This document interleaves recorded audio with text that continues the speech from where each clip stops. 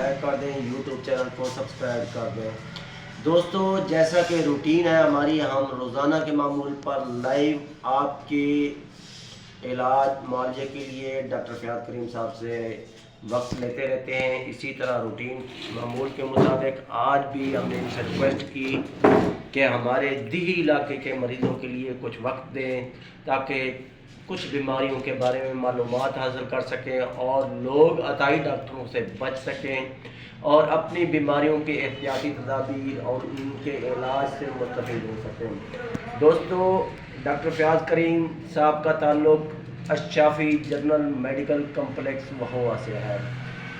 جو بیماریاں ہم ڈسکس کرتے رہتے ہیں لائیو پروگرام میں، ان کے بارے میں اگر کوئی معلومات لینا چاہے تو ان کا پرسنل نمبر ہے 033611931336 اور ان کے اسسٹنٹ ہیں عتیق الرحمان صاحب، ڈسپینسر عتیق الرحمان صاحب۔ آپ ان سے رابطہ کریں گے، وہ ڈاکٹر صاحب سے انشاءاللہ مشورہ کر کے آپ کو مفید مشورے سے نوازتے رہیں گے۔ تو آتے ہیں اصل موضوع کی طرف۔ ڈاکٹر صاحب بہت بہت شکریہ کہ آج حسب معمول آپ نے پھر وقت نکالا ہمارے دیہی علاقوں کے مریضوں کے لیے، اور یہ ہماری خوش قسمتی ہے کہ دیہی علاقوں میں سے وہوا ایک ایسا شہر ہے اور آپ جیسے ڈاکٹروں کی سہولت ہمیں موجود ہے۔ آپ کا بہت بہت شکریہ، اگین شکریہ۔ آج جو میں بیماری آپ سے ڈسکس کرنے لگا ہوں وہ ہے دمہ کی بیماری۔ یہ چونکہ دیہات میں بہت سارے لوگوں کو ہے اور لوگ بہت پریشان ہیں۔ دمہ کی بیماری ہوتی کیا ہے؟ یہ کیسے، یہ کون سی چیز ہے؟ یہ کیسے لاحق ہوتی ہے؟ جی وعلیکم السلام، تھینک یو سو مچ جناب محترم صاحب، آپ نے ہمیں وقت دیا۔ دیکھیں دمہ کی بیماری جو ہے بیسیکلی ایک الرجی کی ایک قسم ہوتی ہے۔ اس کو ہائپر سینسٹیوٹی ریئیکشن بولا جاتا ہے، جو کہ ہائپر انفلیشن ہوتی ہے، ہائپر انفلیمیٹری ایک رسپانس ہوتا ہے، جس میں اگر آپ کے پاس ٹریگرز، ہم جس کو کہتے ہیں ٹریگرز کہا جاتا ہے، پولنز ہو گئے، الرجنز ہو گئے، کچھ فوڈ الرجی ہوتی ہے یا کچھ ڈیپینڈنگ اپان دا الرجی کی قسم، وہ جب جا کے سانس کی نالیوں کے اندر ایک ہائپر انفلیمیٹری ریئیکشن کاز کرتی ہے، جس کی وجہ سے ایک مریض کو ہائپر انفلیمیٹری ریئیکشن ہوتا ہے اور وہ ریورسیبل ہوتا ہے۔ مطلب ہے کہ سانس کی نالیوں کے اندر جو ہی کوئی اٹیک ہوتا ہے الرجن کا، اینٹیجن کا، تو وہ اس کی وجہ سے سانس کی نالی سکڑ جاتی ہے۔ سکڑنے کی وجہ سے پھر سانس میں تکلیف ہوتی ہے، کھانسی ہوتی ہے، بہت زیادہ سانس میں دشواری پیدا ہونے لگ جاتی ہے، مریض کو سانس لینا مشکل ہو جاتا ہے۔ بعض اوقات وہ بہت زیادہ شدت اختیار کر لے تو اس کو اسٹیٹس ایسٹمیٹکس کہہ سکتے ہیں، وہ ایک ایمرجنسی صورتحال بن جاتی ہے جس میں مریض بے ہوشی کی طرف چلا جاتا ہے۔ تو یہ اس طرح کی، اس کو ہم اس میں بیسیکلی جو پیتھولوجی جس کو میڈیکل کی زبان میں کہتے ہیں کہ اس کی بنتی کیسے ہے جسم کے اندر، تو اس میں جسم کے اندر کچھ قوت مدافعت جس کو اینٹی باڈی کہا جاتا ہے وہ پیدا ہو رہی ہوتی ہے۔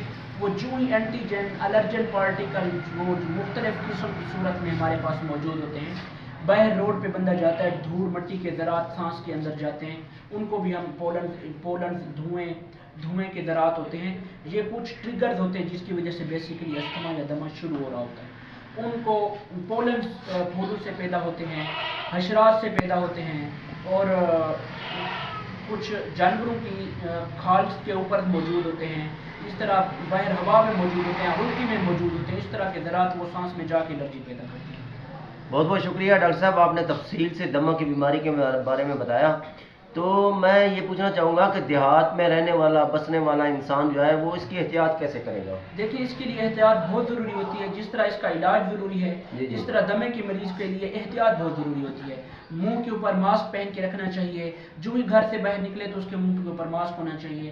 چھوٹا بچہ ہے اس کو اگر دمہ ہے تو اس میں اس کے ساتھ، یا بڑا آدمی ہے اس میں ان کے ساتھ انہیلر موجود ہونا چاہیے، ہر ٹائم ان کی جیب میں رکھنا چاہیے۔ انہیلر کیا چیز ہوتی ہے، ذرا اس کی تفصیل بتا دیں۔ جی میں وہ اس بیماری کی ڈیٹیل بتا رہا تھا کہ وہ جو ایک الرجی کا ذرات ہوتا ہے وہ جو ہی باہر سے آتا ہے جسم کی سانس کی نالیوں کے اندر آتا ہے، تو قوت مدافعت والی جو اینٹی باڈی ہوتی ہے اس کے ساتھ وہ آ کے کمبیٹ کرتا ہے، بیسیکلی ایک الرجی اینٹی باڈی ریئیکشن بن جاتا ہے۔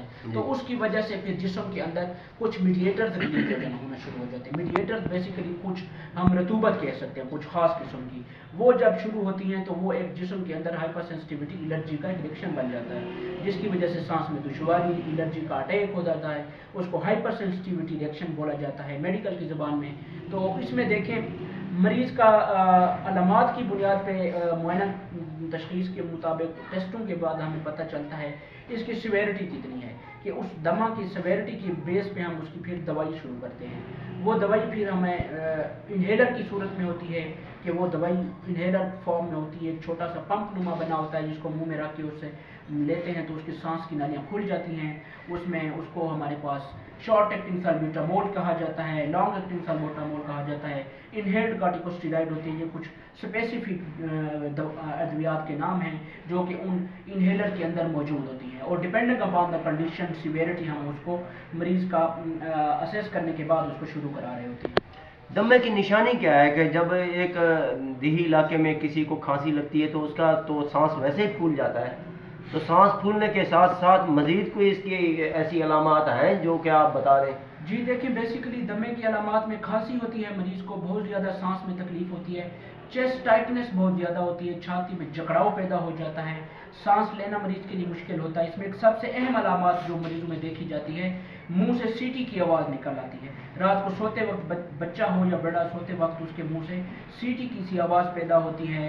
اور اس میں ہم جب چیسٹ آسکلٹیشن چھاتی کے اس کی آسکلٹیٹ کر کے اسٹیتھوسکوپ سے سنتے ہیں تو ہمیں روکائی کی آواز سنائی دیتی ہے. پھر اس کے مزید ٹیسٹ ہوتے ہیں تو وہ اس چیز کا کنفرم ہو جاتا ہے، جس میں ہمارے پاس بیسک مختلف. جی ویور، ڈاکٹر صاحب جیسے بتا رہے ہیں کہ علامات یہ ہیں کہ اس کی سانس پھول جاتی ہے، اور سانس پھولنے کے ساتھ اس کی سانس سے سیٹی کی آواز آتی ہے، اور اس کی احتیاطی تدابیر میں بتا رہے ہیں کوشش کریں کہ یہ مٹی، گھٹا، پھولوں کی خوشبو، اس سے تھوڑا سا کنارہ کشی کریں اور ماسک کا استعمال کریں. ڈاکٹر صاحب آخری سوال میں آپ سے کروں گا کہ گھر پہ ایک دمہ ہے، دمے کا مریض ہے، اس کا گھر پہ کون سا علاج ممکن ہے؟ دیکھیے، سب سے پہلے تو اس کا میڈیکل چیک اپ ہونا بہت ضروری ہے. جی. گھر پہ پھر اس کو یہی ہے کہ جب اس کا چیک اپ ہو جاتا ہے تو ڈیپینڈنگ اپان دا کنڈیشن ہم اس کو جو میڈیسن ایڈوائز کرتے ہیں وہ اس کو ساتھ میں استعمال کرنی چاہیے ہوتی ہے. بہت بہت شکریہ ڈاکٹر صاحب، آپ نے وقت دیا ہمیں. میں اگین پروگرام کو کلوز کرنے سے پہلے میں یہ بتاؤں گا کہ دوبارہ 0336119313 عتیق الرحمان صاحب اسسٹنٹ ہیں، اور اشرافی جنرل میڈیکل کمپلیکس وہوا میں ڈاکٹر فیاض کریم صاحب موجود ہیں. ان کے پاس ماشاءاللہ سے تمام اکوپمنٹ ہے، الٹرا ساؤنڈ ہے، ایکس رے ہے، اور بلڈ کی ٹیسٹنگ کی ہر قسم کی مشین ان کے پاس اویلیبلٹی ہے، لیبارٹری بھی موجود ہے. کوئی بھی اگر وہوا میں آنا چاہے تو میڈیکل والی گلی ڈاکٹر احسن کلینک کے سامنے، کسرانی بک سینٹر کے سامنے ان کی کلینک ہے. یہاں تشریف لائیں اور اپنی بیماری کا تشخیص کروائیں. بہت بہت شکریہ ڈاکٹر صاحب، آپ نے وقت نکالا. اللہ آپ کو جزائے خیر عطا فرمائے.